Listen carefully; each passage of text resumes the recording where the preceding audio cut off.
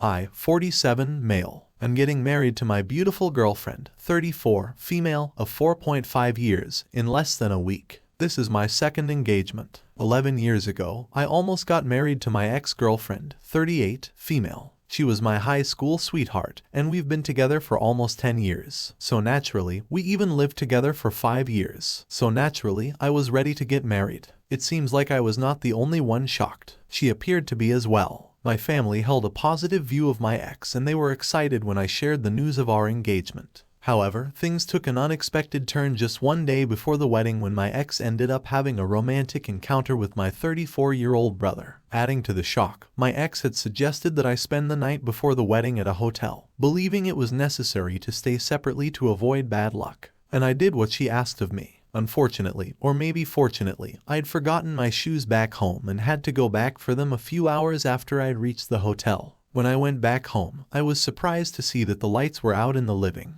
room since my ex hated turning out the lights while leaving a room and couldn't believe that she'd remembered. I went in and headed straight to the bedroom since that's where I kept the shoebox, because that's how special it was to me. But when I opened the door to my room, I was greeted with the worst thing I'd ever seen. My ex was lying in bed with my little brother and was so caught up in their act that they barely even noticed that I'd entered the room. It took only a few seconds for them to notice me, but I was completely frozen, unsure of how to react. My world crumbled around me, and as soon as I comprehended what I had just witnessed, I instinctively made a run for it. Despite my ex calling after me, I drove back to the hotel in a state of hyperventilation and panic, outright refusing to accept what I had seen. I was supposed to get married the next day, so this was just insane. It took me a while to compose myself once I got to my room, and when I finally managed to calm down, I ended up sobbing for at least an hour. Thankfully, I hadn't told my ex which hotel I was in, so she couldn't get to me and could only text me, which is what she did. Following the incident, she bombarded me with apology texts, attempting to convince me that it was a one-time occurrence. However, I remained highly skeptical of her explanation.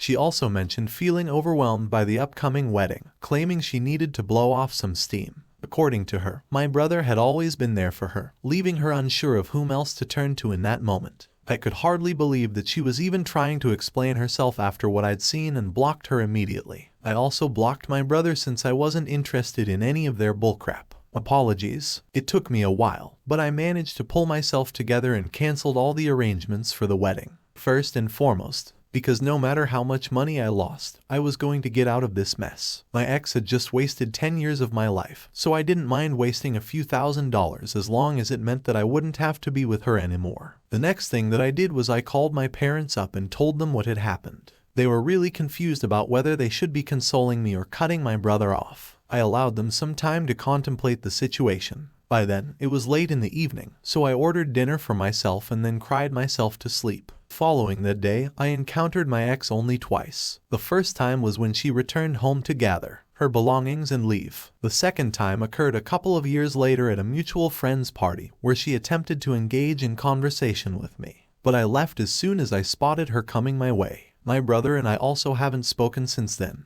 because my parents have cut him off for what he did to me. Last I heard he was working in Europe and hasn't come back here for 3 years now. Anyway, that was all in the past and I've managed to move on from that horrible episode. I'm in a better place now and definitely was a better woman whom I trust wholeheartedly. It was all going well until a few days back, exactly 1 week before my wedding. My ex reached out to me. I don't know how she found out about me or my wedding, but she contacted me from a new Facebook account since I blocked her original account first and sent me a ton of messages about how devastated she was to hear that I was getting married again.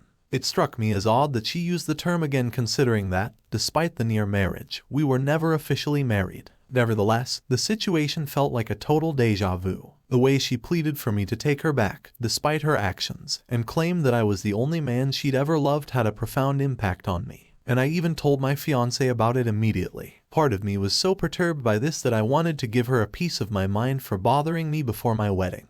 But another more unforgiving part of me really wanted revenge. I knew that I'd done the right thing all those years back and had dealt with the situation like an adult. However, this time around, I harbored a strong desire to inflict emotional pain on her to the extent that she wouldn't even consider reaching out to me again. When I confided in my fiancé about these feelings, she fully supported the idea, despite her own experiences of being cheated on in the past, acknowledging that our relationship wasn't a 10-year one, it still left a painful impact. So she knew how I felt. So this time, instead of just letting it go, we came up with a plan to get revenge and make sure that my ex went through the same heartache that she put me through. This is why a couple of hours after I received her text, I decided to text her back, saying that I was finally ready to talk to her. She expressed her readiness to come to my place immediately, but I suggested she get a room in a nearby hotel. I promised to meet her there the next day to avoid raising suspicions with my fiancé. Throughout this conversation, my fiancé was right beside me,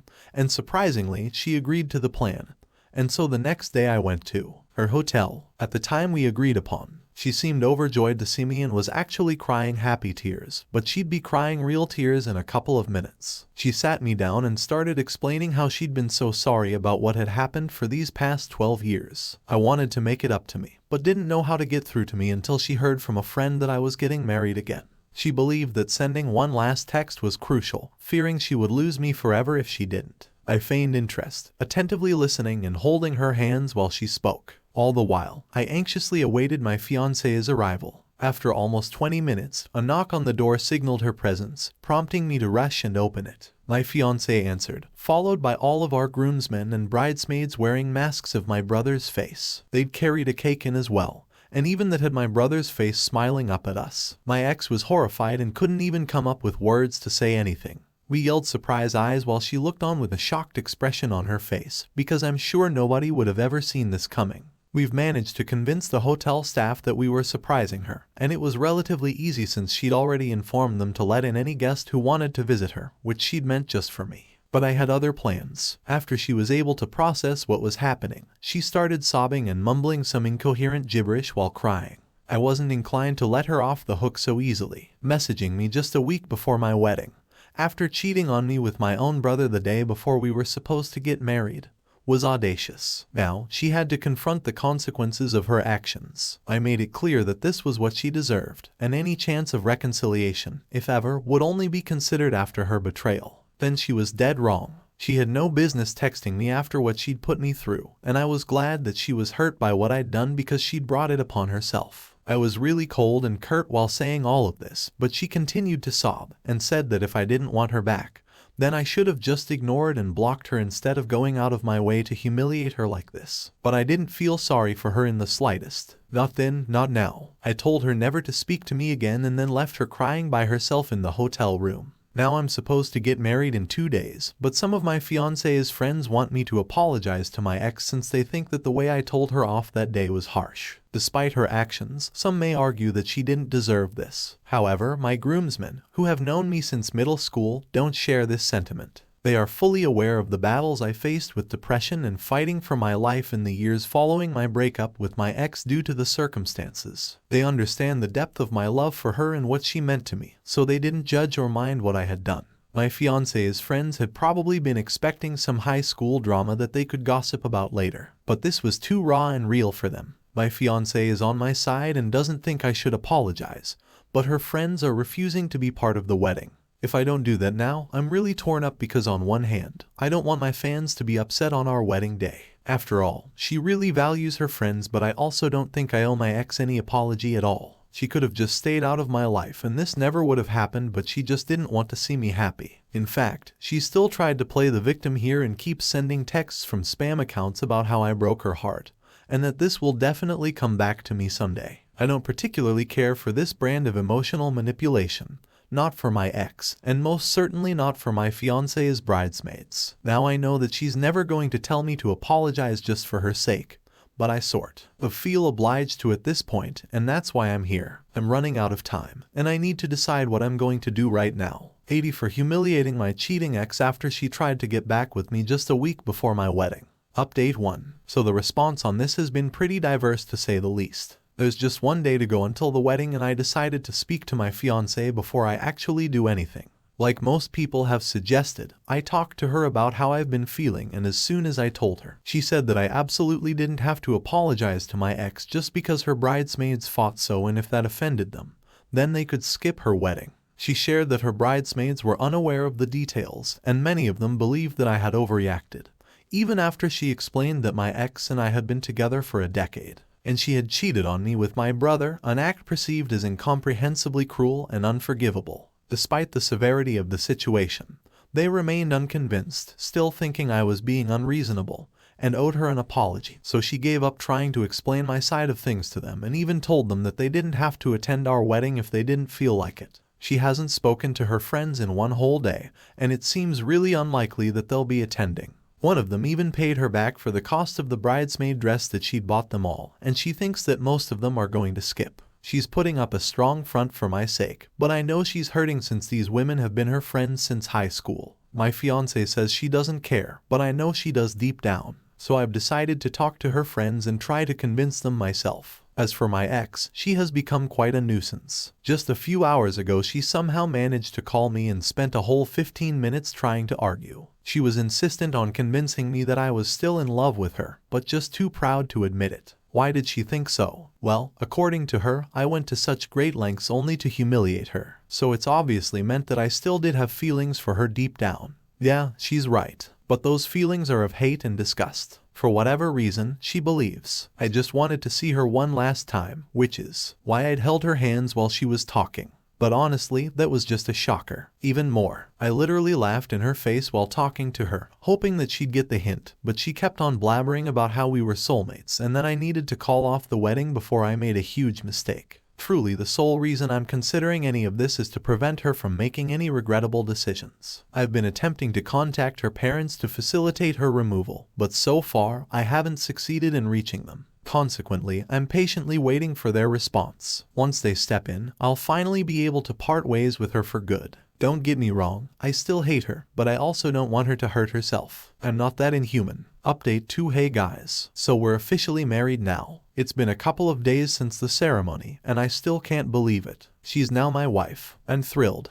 But unfortunately there's still sad news. Her friends ended up not showing up to the wedding, despite my attempts to get them to come. I personally called each one of them up to explain why I'd done what I'd done, and why I didn't want to apologize. But they didn't care much for it. Even when I asked them to attend just for my wife's sake, they weren't too hot on it. And that just seemed bizarre to me because I surely attend a friend's wedding, even if I didn't. Particularly like the person they were getting married to. I only learned the real reason yesterday when my wife finally confessed that she'd had a feeling her friends wouldn't attend. Whether or not I apologized simply because of the fact that she'd refused to do what they'd asked of her and had disagreed with them. They didn't like that one bit and believed that they were all one unit, so they always needed to have a united front. These friends from high school had been part of her life for a long time, and despite managing to keep the friendship intact over the years due to a lack of significant disagreements, this was the first time their bond faced a serious test. In this instance, she chose me over her friends, a decision that didn't sit well with them. She confessed to feeling a bit upset about the situation but was too embarrassed to admit it, considering the whole situation to be juvenile. I didn't mind, though, since at least now I was sure that this wasn't really my fault, and her friends were just self-centered. My wife even said that part of her was glad that they'd refused to attend, because she could finally stop trying to fit in all the damn time and could live life on her own terms without constantly having to seek her friends' approval. So that was good for us, I suppose. Also, my ex's parents finally responded to me on the evening before my wedding. I explained to them hurriedly what their daughter had tried to do and how they needed to get to the hotel she'd been staying and then take her back with them for her own safety because she was being really psychotic and delusional. I didn't feel it was appropriate for her to be left alone. It turns out they were on a hiking trip without network access. However, upon their return, they assured me that they would come to take her back as soon as possible and even expressed gratitude for informing them. I haven't received any updates since then, but I presume they successfully brought her back home.